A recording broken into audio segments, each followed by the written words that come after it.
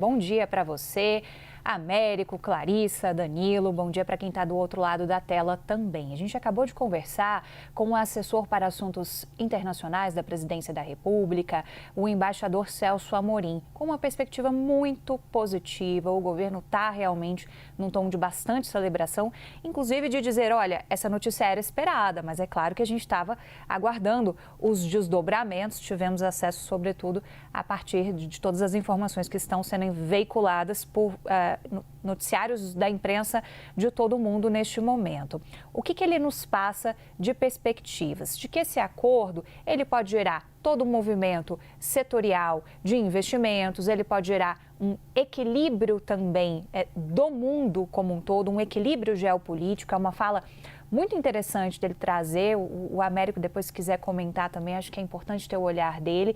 E aqui, relatando um pouco do que foi essa conversa, né, Elisa? Ele fala que nesse momento é algo muito importante para reanimar um pouco a visão do mundo, porque o mundo anda muito fracionado. Ele diz que é um acordo já dialogado há tantos anos. Para vocês terem ideia, é lá do governo Itamar Franco.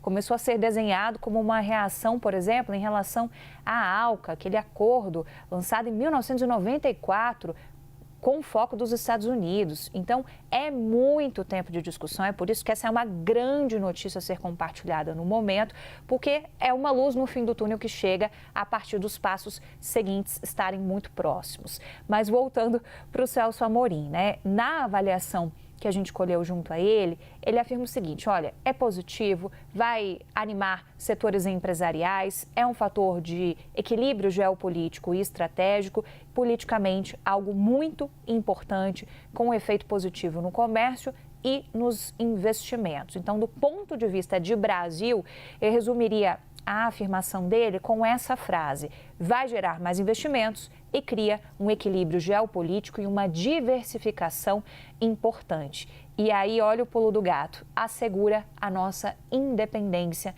nos disse o ex-chanceler e conselheiro de primeira ordem do presidente Lula para assuntos internacionais, Celso Amorim. Então, isso diz muito sobre a reação brasileira de estar com perspectivas muito positivas a respeito dos próximos passos, conversando com outras fontes, logo depois que saiu essa baita sinalização da União Europeia, ali já dentro do Palácio do Itamaraty.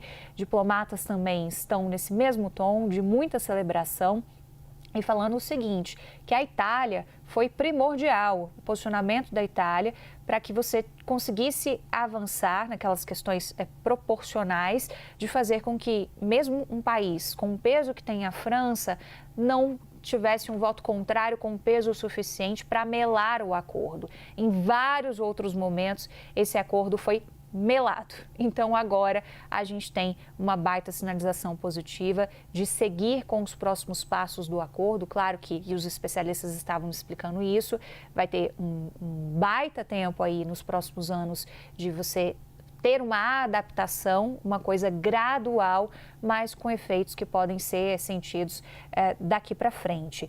E com uma perspectiva também, e aí trazendo um pouco para a nossa esfera da política em si, considerando que 2026 é ano eleitoral, né, Elisa?